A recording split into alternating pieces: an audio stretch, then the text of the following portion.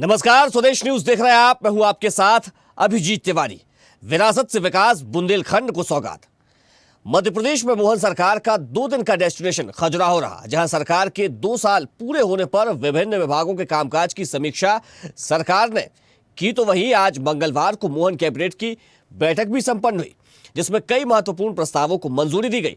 बुंदेलखंड के खजुराहो में हुई कैबिनेट की यह बैठक खासतौर पर बुंदेलखंड क्षेत्र के विकास के लिए कई महत्वपूर्ण सौगातें लेकर आई है।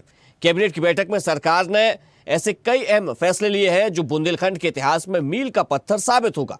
बुंदेलखंड के सागर को इंडस्ट्रियल हब के रूप में डेवलपमेंट का प्लान, पन्ना नेशनल पार्क को विकसित करना, सागर जिले में नौरादेही अभ्यारण्य को बढ़ाना, केन बेतवा नदी जोड़ो लिंक परियोजना से सिंचाई साधन संसाधनों को विस्तार देना, खजुराहो में पीपीपी मोड पर इंटरनेशनल कन्वेंशन सेंटर, बुंदेलखंड के 4 जिलों कटनी, पन्ना, छतरपुर, दमोह में मेडिकल कॉलेज जल्द शुरू होंगे, सागर से दमोह तक 4 लेन से जुड़ेगा, जैसी कई बड़ी सौगातें इस कैबिनेट में बुंदेलखंड को मिली है। मुख्यमंत्री डॉक्टर मोहन यादव ने कहा कि बुंदेलखंड की धरती पर विकास भी है और भविष्य भी है, संभावनाएं भी हैं। यहाँ इंडस्ट्रियल पार्क बनाकर रोजगार के अवसर उपलब्ध कराएंगे, सिंचाई के साधन संसाधन उपलब्ध कराए जा रहे हैं, क्षेत्र में नेशनल पार्क से पर्यटन को बढ़ावा दिया जा रहा है। ऐसे में अब कई बड़ी सौगातों के साथ बुंदेलखंड के लिए सौगातों से भरा पिटारा मुख्यमंत्री 2 दिन के कैबिनेट डेस्टिनेशन में खोला है। तो मुख्यमंत्री डॉक्टर मोहन यादव ने क्या कहा है, ये सुनवा देते हैं आपको। इस कन्वेंशन सेंटर में हमने ये पूरी बैठक का आयोजन किया है। G20 के बाद इस कन्वेंशन का प्रदेश में देश के लिए अंतर्राष्ट्रीय स्तर पर बेहतर उपयोग हो सके, इसलिए कैबिनेट भी की और समीक्षा बैठक करते हुए पूरे प्रदेश का और देश का ध्यान आकर्षित किया है। इससे जोड़कर एक 5 स्टार होटल बना करके भविष्य में ये इसी प्रकार के आयोजनों के लिए और अच्छे से उपयोग में आए। तो पीपीपी मॉडल पर इसके लिए भी हमने प्लान बनाया कि हमारे बुंदेलखंड के अंदर रोजगार को लेकर के जब हमने सागर इन्वेस्टमेंट समिट की थी, उसके बाद से खाद के कारखाने सहित कारखाने कई लगे हैं, लेकिन और एक नया पार्क डेवलप करते हुए जिस प्रकार से बड़ी सौगात बुंदेलखंड को मिली सागर में, ये वाकई अद्भुत है। और न केवल एक सागर की इंडस्ट्रियल पार्क की, बल्कि सभी प्रकार के टूरिज्म की गतिविधि बढ़ाने के लिए भी शासन की सारी योजनाओं का आधार पर भी हम हर इन्वेस्टर समिट में इसको प्रमोट कर रहे हैं। मेडिकल कॉलेज के लिए जो बताया है कि दमोह के लिए, छतरपुर के लिए इनके पद मंजूर कर दिए क्योंकि बिल्डिंग इनकी बन गई है। और इसी के साथ साथ हमारे पन्ना और कटनी के मेडिकल कॉलेज भी अगले साल प्रारंभ होंगे, अर्थात दमोह, पन्ना, साथ साथ हमारा कटनी, छतरपुर, ये 4 मेडिकल कॉलेज की सौगात हमारी अगले ही सत्र 6 महीने बाद यहीं इसी बुंदेलखंड की धरती पे देंगे। ये बुंदेलखंड कई कारण से जीआई टैग मिला है, जिसके आधार पर स्टोन की इंडस्ट्री की बड़ी संभावना, जो पत्थर की अलग अलग तराशी हुई प्रतिमाओं से लेकर के फर्नीचर क्लस्टर तक हर क्षेत्र में हम प्रमोट कर रहे हैं। लेकिन केन बेतवा नदी जोड़ो अभियान के माध्यम से एक और बड़ी परियोजना यहाँ मंजूर की है, जिसके आधार पर यहाँ के किसानों को खेती की पानी मिलेगा, पीने की पानी की सप्लाई रहेगी और इंडस्ट्री को भी पानी मिलेगा।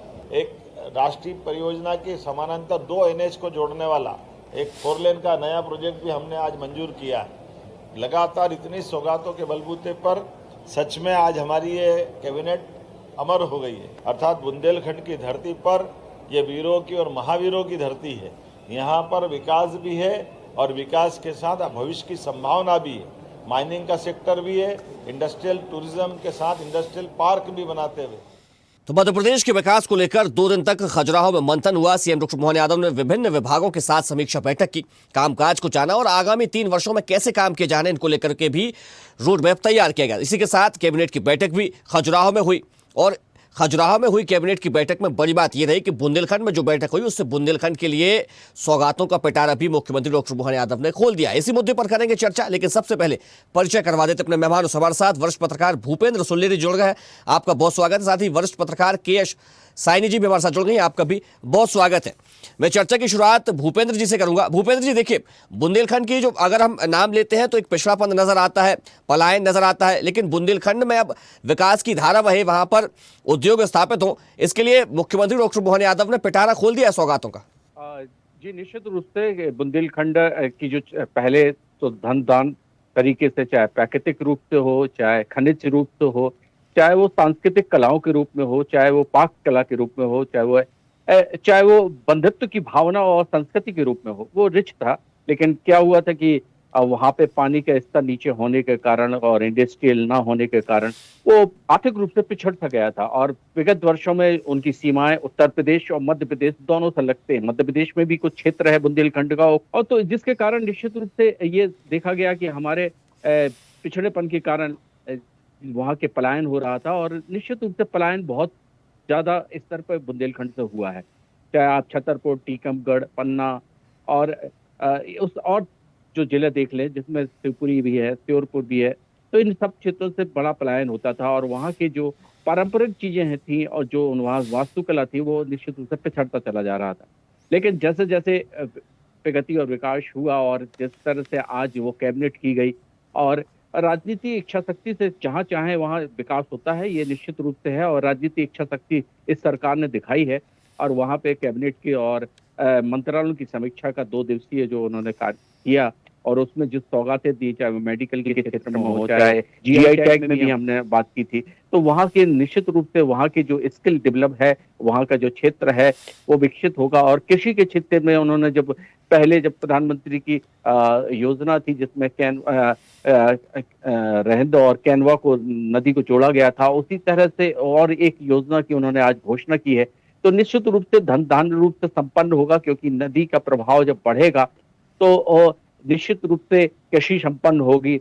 और विभिन्न प्रकार के इंजीनियरिंग और मेडिकल कॉलेज भी आएंगे, और जिससे चिकित्सा और क्षेत्र के रूप में बढ़ेगा।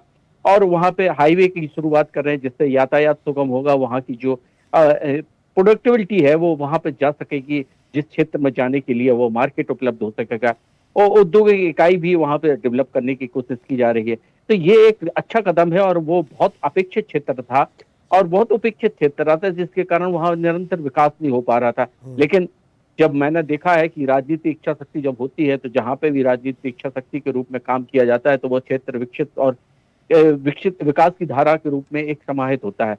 तो हमने जिस तरह से देखा है कि इस समय मोहन सरकार विभिन्न संभागीय स्तरों पे समिट कर रही है, और अब जिस क्षेत्र से क्षेत्रवार समिट करने के कारण, जिसके कारण एक लगातार विकास की सीमा की एक धारा बह रही है। और साथ साथ प्रधानमंत्री जी, हमारे देश के प्रधानमंत्री जी का भी विजन है कि राज्य संबद्ध हो तो विकसित भारत की कल्पना, और वो निश्चित रूप से इसी तरह से साकार हो पाएगी जब विकसित राज्य होंगे। और विकसित राज्य जब बनेंगे, जब जहाँ पे पलायन रुकेगा, वहाँ के रिसोर्सेज का उपयोग हो सकेगा, और जिसके कारण वहाँ की क्षमताओं का दोहन कर सकेंगे, और हर व्यक्ति को काम मिलेगा। तो जिसके कारण एक नई शुरुआत की गई है। और बुंदेलखंड के लोग बड़े ही सहज और सरल होते हैं, और निश्चित रूप से बड़े परिश्रमी भी होते हैं। तो निश्चित रूप से ये अच्छी बात है कि जिस तरह से उन्होंने कैबिनेट किया और जिस तरह से उन्होंने सौगात दी। लेकिन साथ साथ कुछ पूर्व हमने देखा है कि मूवमेंट चलता रहा कि बुंदेलखंड राज्य की मांग करते रहे लोग, और उसका मांग करने का कारण भी यही था कि वहाँ क्षेत्र अविकसित था, और जिसके कारण वो छोटे छोटे राज्यों की जब अवधारणा अटल जी वाजपेयी जी ने जिस तरह से रखी थी कि छोटे राज्य रखे गए जिसके कारण विकास हो सकेगा और प्रशासनिक कसावट आ सकी थी, उसी के अनुरूप उन्होंने आज कैबिनेट की और विकास की सौगात की। तो निश्चित रूप से उस विकसित होगा, तो निश्चित रूप से एक नए राज्य की अवधारणा के रूप में जो आंदोलन है वो भी मुख्य धारा में जुड़ेंगे। और इस तरह से एक जिस तरह से हमने देखा है कि हमारे राज्य में जो बालाघाट और उस तरह से जो बस्तर जो नक्सलाइट था वो भी अब शांत हुआ है, तो निवेश भी आएगा। और बुंदेलखंड में भी बहुत संभावना है, क्योंकि वहाँ पे मिनरल है, खनिज है, और वहाँ खदानें भी हैं, रेत की हो चाहे वो हीरे की हो। तो इसके कारण मल्टी डायमेंशनल विकास होगा, और जिसके कारण विदेशी जो भी है पूंजी निवेश वो भी बढ़ेगा। तो इस पहल पे भी बात होगा। तो ये अच्छी शुरुआत है। और हम जानते हैं कि हर एक भारत में हर क्षेत्र की एक विशिष्टता है, और वो क्षेत्र की विशिष्टता जिस तरह से उन्होंने मेडिकल कॉलेज कटनी और छतरपुर में दिया है, तो वो भी एक बहुत बड़ी उपलब्धि है चिकित्सा के क्षेत्र में। और लेकिन साथ साथ ये भी ध्यान रखना पड़ेगा कि इंफ्रास्ट्रक्चर भी स्वास्थ्य के क्षेत्र में इंफ्रास्ट्रक्चर की बहुत आवश्यकता होती है। और और मैंने देखा है कि मेडिकल कॉलेजों में प्राध्यापक नहीं है, वहाँ पे इंस्ट्रूमेंट्स नहीं है, वहाँ मशीनें नहीं है, जो बहुत साल, लगभग 50-50 साल पुराने मेडिकल कॉलेज। तो अब जिस तरह से सरकार मेडिकल जिला चिकित्सालयों को मेडिकल का रूप दे रही है, तो ये भी एक चुनौती है सरकार के सामने, क्योंकि रिसोर्सेस कम है और उसके अनुरूप काम करना एक निश्चित रूप से एक चैलेंज आएगा। तो हम ये मानते हैं कि लेकिन चैलेंजेस तो हमेशा रहते हैं, लेकिन जिस तरह से सरकार काम कर रही है उस तरह से अगर इन सब छोटी-छोटी चीज़ों को भी अगर सरकार देखेगी तो वो विकास निश्चित रूप से दिखेगा और उसमें एक पारदर्शिता भी आएगी और निश्चित रूप से उस क्षेत्र का जो पलायन था और जिस तरह से वहाँ पे अपेक्षाएँ थी और वो खरे उतरेंगे हमारे राज्य की सरकार। जी। ठीक है, क्या कहेंगी के एस आइनी जी? जी, नमस्ते अभिजीत जी, भूपेंद्र जी को भी मेरा नमस्कार। अभी बहुत विस्तृत में इन्होंने अभी पूरी चीज़ बताई है। तो देखिए, मेरा ये कहना है कि एक कहावत है कि जब first step is the best step. तो जो पहला कदम है वो सबसे इम्पोर्टेंट होता है और बुंदेलखंड जिस तरह से एक पिछड़ा क्षेत्र रहा है और कई समय से वहाँ क्षेत्र उसको उपेक्षित किया गया था और वहाँ पे जिस तरह से पानी की समस्या है, वहाँ बहुत ज़्यादा ड्राई, पर दूसरी तरफ वहाँ पे खनिज है, वहाँ पे काफ़ी मिनरल्स है, बहुत रिच है, वहाँ के लोग बहुत मेहनती है। तो ये भी एक पक्ष है उसका। तो जब वहाँ पे नदी की जो जोड़ है और अभी इस तरह से वहाँ पे कैबिनेट मीटिंग ली है और इस तरह से सौगात दिया गया है, तो निश्चित तौर पे जो बुंदेलखंड के लोगों के लिए बहुत ही एक सुखद वो रहेगा। आप देखिए कि वहाँ पे अगर रोजगार बढ़ता है, वहाँ पे औद्योगिक क्षेत्र बनता है, वहाँ पे पीएम पार्क बना रहे हैं जिस तरह से औद्योगिक विकास के लिए, तो ये सब बहुत ही एक पॉजिटिव डायरेक्शन में काम है और इरिगेशन का अगर सुविधा चालू हो जाए तो बुंदेलखंड का एक नया स्वरूप देखने को मिलेगा। वहाँ पे जिस तरह से लोग मेहनत करते हैं, बहुत ही मतलब एक बहुत मेहनती लोग हैं, आपको कहना चाहिए। जिस तरह से उन्हें कठिनाइयों को झेला है वहाँ पे, जिस तरह से बरसों से वो बहुत मेहनत करते हुए आए हैं, तो अगर वहाँ पे इरिगेशन का फैसिलिटी शुरू हो जाती है और जिस तरह से अभी आज जो कैबिनेट मीटिंग हुआ है उसमें से बातें जो निकल के आई हैं और ये धरातल पर अगर उतर जाता है तो इसमें कोई दो मत नहीं रहेगा कि बुंदेलखंड का जो है मध्य प्रदेश के लिए नहीं पूरे देश के लिए एक नया क्षेत्र बनकर विकसित होकर निकलेगा। बिल्कुल, निश्चित तौर पर देखिए, और बुंदेलखंड का समूचा विकास हो सके इसको लेकर चर्चा की गई है कैबिनेट में, इसको लेकर घोषणाएं वहां पर कैबिनेट में की गई। इंफ्रास्ट्रक्चर डेवलप करने के लिए बात कही गई है, हाईवेज बनाए जाएंगे और पर्यटन को भी आपको बिल्कुल देखना चाहिए बिल्कुल। और अगर जब बुंदेलखंड की बात आती है तो उसमें कृषि का बहुत बड़ा क्षेत्र है, मतलब यानी कि हम ये कह सकते हैं कि बुंदेलखंड के जो बहुतायत में लोग हैं वो कृषि पर आधारित हैं और कुछ ऐसी जगह है बुंदेलखंड की जो पर्यटन पर भी अपनी आजीविका चलाती है, चाहे उसमें ओरछा हो जाए, वहां पर धार्मिक पर्यटन को बढ़ावा दिया है रामनगर सरकार की स्थलीय, खजुराहो है, या फिर पन्ना की बात की जाए, या तमाम दूसरे क्षेत्र हो जाते हैं। ये ऐसी जगह है जहां पर पर्यटक जो है वो बड़ी संख्या में पहुंचते हैं और अब इसके लिहाज से भी काम किया जा रहा है। जो अभ्यारण्य पन्ना टाइगर रिजर्व या नौरदही रिजर्व, इनको भी बढ़ावा दिया जा रहा है, इनका भी विस्तार किया जा रहा है। भूपेंद्र जी। मेरे जी जी, निश्चित रूप से देखिए संभावना बहुत है और मैं तो आपको बताऊं कि ये जो सब राजनीतिक इच्छा शक्ति के कारण होता है। रिसोर्सेस देखिए, पैसा और जो होता है वो सब होता है। देखिए वहां से बीडी शर्मा 2 बार के सांसद है और बीडी शर्मा प्रदेश अध्यक्ष रहे, तो उन्होंने वहां पे काफी कुछ विकास करने की कोशिश की और सरकार के साथ समन्वय भी है क्योंकि उनकी पार्टी अध्यक्ष के रूप में, और वो निश्चित रूप से वहां पे उन्होंने, क्योंकि वो एक खजुराहो जो है वो यूनेस्को की लिस्ट में है और वो एक जी, तो वो तब भी उसके कारण भी पूर्ववर्ती सरकारों ने उसको उतना तवज्जो नहीं दिया उस सरकार को। और आप टाइगर रिजर्व का देख ले तो टाइगर रिजर्व वहां तो अजयगढ़ और पन्ना के तो सब टाइगर बड़े फेमस माने जाते हैं, वो तो बहुत बड़ा क्षेत्र है। और दूसरी बात जो वहां पे आप देख लें, चाहे नदियों के किनारे रेत का हो, मिनरल्स हो, और आप जिस तरह टीकमगढ़ वगैरह के क्षेत्र में भी देख लें तो वहां पे भी माइंस वगैरह बहुत कुछ है। और आप इस क्षेत्र में भी देख लें छतरपुर तरफ, तो छतरपुर तरफ में बहुत पहले मुझे याद है कि एक आकाशवाणी का केंद्र बना हुआ था और उसके बाद निरंतर तो सरकार ने निश्चित रूप से एक यूनिवर्सिटी दी वहां, महाराजा छत्रसाल मोहन सरकार ने, और उसके बाद वहां पे एक सागर और दमोह के लिए हाईवे जोड़ रहे हैं। तो ये जब जब जब सब सारी कनेक्टिविटी एक साथ होती है तो निश्चित रूप से समुचित विकास दिखता है। तो मैं पूर्णतः कहूंगा कि राजनीति इच्छा शक्ति के कारण ही ये सब कुछ होता है, और राजनीति इच्छा शक्ति में जितना वजनदार व्यक्ति होता है वो उतने इस तरह से करता है। तो निश्चित रूप से दूसरी बार वहां के बीडी शर्मा सांसद बने हैं, और हो सकता है कि अगली बार वो कैबिनेट में जाएं, तो इसका कारण ये भी एक राजनीति। तो हमारा ये कहना है कि राजनीति इच्छा शक्ति के साथ साथ सरकार को, पिछली पूर्ववर्ती सरकार या इनकी सरकार, और उस समय उतना उनका कार्यकाल भी कम रहा, लगभग 2 साल, तो जिसके कारण वो विकास और उसकी धारा नहीं बह पाई।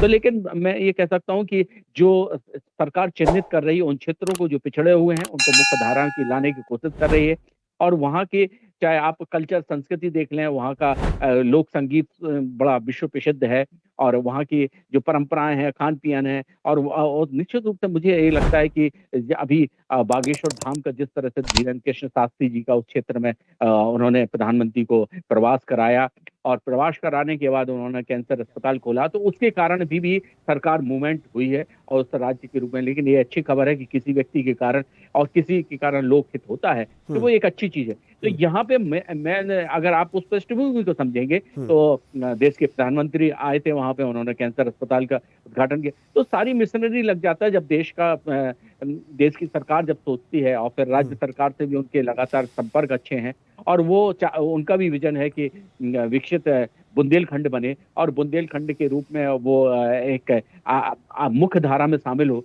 तो वहां पे निश्चित रूप से बहुत सी संभावनाएं हैं, और मैं ये मानता हूँ कि वहाँ पे अभी शिक्षा के मेडिकल क्षेत्र में हुआ है, तो अभी और भी स्किल रूप में, और जो आईटी के हब वगैरह पार्क भी बनाए जाएंगे, और इंडस्ट्रियल कॉरिडोर बनाया जाए वहाँ पे, तो वो उत्तर प्रदेश और मध्य प्रदेश से कनेक्टिविटी जब बनेगी ना, तो मैं आपको बता रहा हूँ दोनों राज्यों को अच्छा फायदा मिलेगा। क्योंकि मैं देखता हूँ कि वहां से जो सीमावर्ती जैसे बांदा, महोबा ये हैं, तो ये सारे लोग वहां पे भी वहां अपना व्यवसाय करते हैं, और वहां से यहाँ के लोग भी व्यवसाय करते हैं। तो ये जो पूरी बेल्ट है, जो चित्रकूट तक गई है, और चित्रकूट यहाँ सतना से लगा हुआ है, तो मानिकपुर है, तो ये जो सब चीजें हैं, ये सीमावर्ती जिले हैं, जो निश्चित रूप से विकसित होंगे, और वो उत्तर प्रदेश राज्य को भी फायदा मिलेगा और मध्य प्रदेश राज्य। तो ये जो कल्पना है, और दूसरी बात, सबसे बड़ी महत्वपूर्ण बात यह है कि सरकार दोनों एक ही पार्टी की है, जिसके कारण एक अच्छा कंपाउंड बनता है, और जिसके साथ एक रिलेशन, जब राजनीति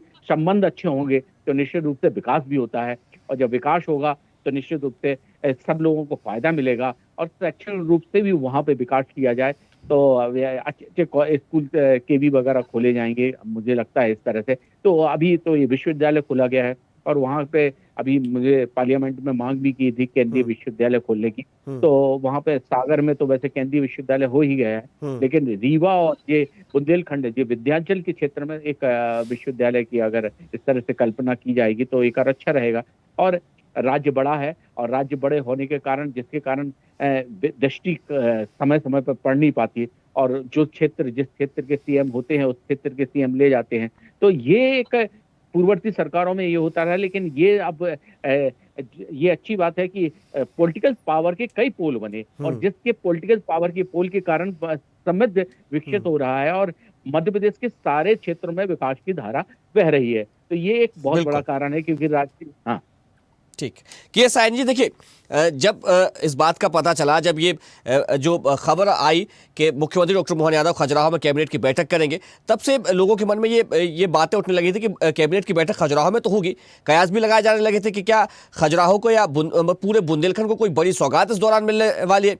अब तस्वीर साफ हो गई है। जी अभिजीत, देखिए ये एक बहुत इम्पोर्टेंट रहता है कि आप अगर अलग अलग क्षेत्रों में जाके जब कैबिनेट मीटिंग करते हैं तो वहाँ की समस्याएं सामने आ जाती हैं। अब आप देखिए कि खंडवा में यहाँ पे अभी मैंने पढ़ा कि वहाँ पे बहुत ज्यादा खाद की समस्या आ रही है, किसान बहुत परेशान है बुंदेलखंड रीजन के। तो अभी ये जो अगर वहाँ पे जब सारे मंत्री जाते हैं, अधिकारियां जाते हैं, तो एक तो है कि सौगात मिलते ही मिलता है जहाँ पे करते हैं, उसके अलावा उनकी जो वहाँ के लोकल समस्याएं हैं वो भी जो है वहाँ पे उनके सामने आ जाते हैं। लोग मिलने जाते हैं, लोगों से बातचीत होती है, संपर्क होता है, और उनकी प्रतिक्रिया ले सकते हैं। तो एक तरह से दोनों तरफ एक संवाद होता है।